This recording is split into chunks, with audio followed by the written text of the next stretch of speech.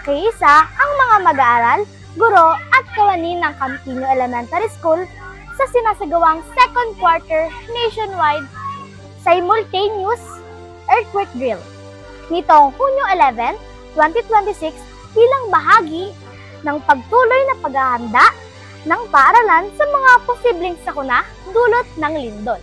Sa pagsisimula ng drill, sinagawa ng mga mag-aaral ang wastong duck, cover, and hold habang nasa loob ng kanilang mga silid-araran. Matapos ang itinakdang oras, maayos silang lumabas ng mga gusali at nagtungo sa nakatalagang evacuation area sa gabay ng kanilang mga guro at tagapangasiwa ng paaralan. Naging maayos at organisado ang paggalaw ng mga mag-aaral mula sa loob ng mga silid-araran hanggang sa evacuation area, habang tiniyak ng mga guro ang kaligtasan ng bawat bata sa buong pagsasanay.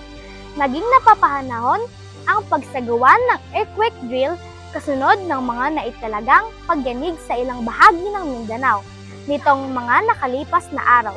Ang mga pagyayaring ito ay nagsisilbing paalala sa kahalagahan ng pagiging handa at pagkakaroon ng sapat na kaalaman sa mga wastong hakbang bago, habang at pagkatapos ng lindol. Sa pamamagitan ng regular na pagsasagawa ng mga ganitong pagsasanay, higit na nakakasa ang mga kahandaan ng mga mag-aaral at kawani ng paaralan sa pagharap sa mga hindi inaasahang sitwasyon. Nakakatulong din ito upang mapalalim ang kamalayan ng buong komunidad ng paaralan sa kahalagahan na disiplina, maagap na pagtugon at pangangalaga sa kaligtasan ng bawat isa sa oras ng sakuna. Kasama ang buong CTES Media Team sa pangunguna ni Principal 4, Dr. Trinidad G. Beltran. Ako si Natalia Marie D. Alondario, learner reporter ng Campiño Elementary School, nag-uulat para sa DepEd Hour.